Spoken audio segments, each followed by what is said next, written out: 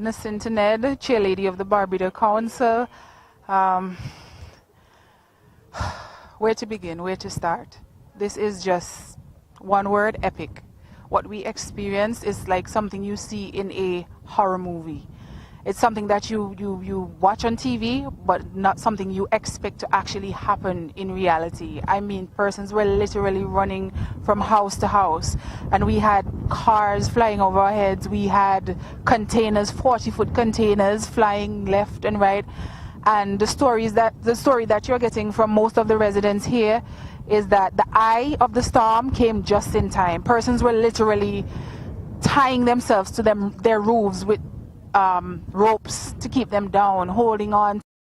It has been surreal devastation on the Sister Isle.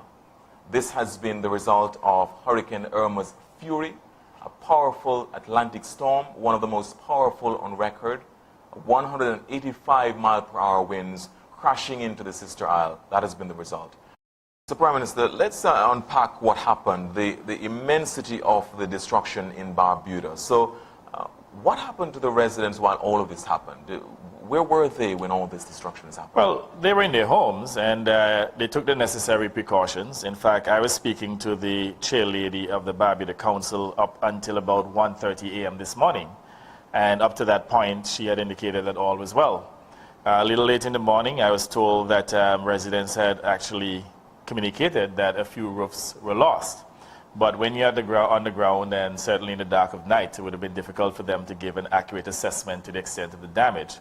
So we are of the view here that perhaps the damage would have been limited, not recognizing, having done the aerial view, that the entire housing stock was damaged.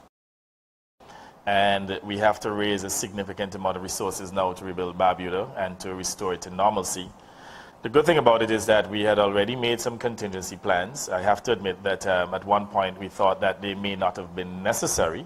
We did not cancel them. We have actually delayed some of them because we weren't too sure of the extent of the damage in Barbuda. It means now that we will activate those mechanisms. So tomorrow we have about 2 cargo planes full of supplies that will be landing here in Antigua. We had asked the Bolivarian Republic of Venezuela to assist us in providing 2 cargo planes, 2 military planes to move some building material probably out of Panama. So we will now pursue those options and to make sure that we can move building material into Barbuda as quickly as possible to start the rebuilding process.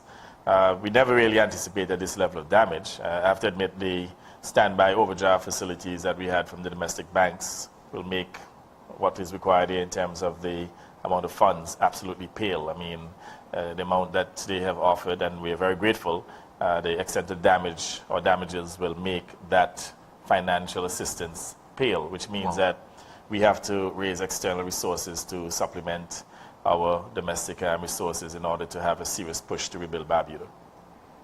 So where are the residents now, Prime Minister? They're shacking up with each other. Many of them are in some common areas. And that in itself represents a serious health hazard. In fact, I'll go as far as stating that at least probably 60% of the population in Barbuda is actually homeless. And even the areas in which they're sheltering, they're damaged homes, so that we're hoping that at least, they would not suffer from any of the elements between now and tomorrow, because if there's any significant amount of rains between today and tomorrow, clearly it will create some additional damages. And we now have a better understanding as to what is happening. And I just want to assure the Barbudan people that the government and people of Antigua and Barbuda, we are standing with you. I've asked them to stand in solidarity with each other. I've asked them to be positive, notwithstanding this disaster, because we always have the view, notwithstanding the challenges, there will be opportunities to be exploited. And all we're asking is for them to be patient and to support each other, to be vigilant at the same time, and to cooperate with the government and the various agencies as we seek to bring some relief to the Barbudan people. My name is Rhoda. I grew up in Barbuda. I witnessed Hurricane Lewis, and compared to that, this has been something that I've never imagined experiencing. It was horrible, it was devastating, it was sad, and it was tragic. And to see and hear everything that happened, being in the middle of it, being here, It's the most horrible thing that could happen here or anywhere else in the world. So, I mean, I just hope that everything can come together quickly, and that people can move on and continue to build. My name is King Goldilocks. Last night was the most devastating experience I ever had in my life, and I am almost 60. I witnessed Hurricane Louis, but it was never like this.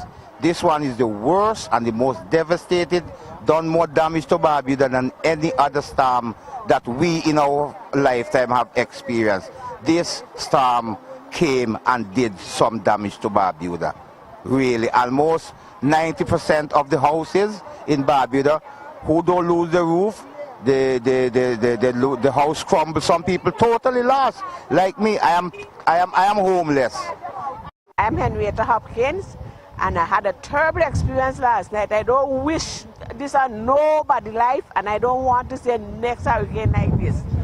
Because when I was in the house was boarded up, and something still come and bust the window, bust the bed in two, and we had to close the door, and it burst off the bedroom door too, so we had to leave at that place and go to our next house. Well, Miriam Harris. Well, I think this is the worst hurricane ever met up in all my life. I go from 60, 50, come down, and I tell you, last night was the worst time in all my life. And I would not want to see another hurricane like this again.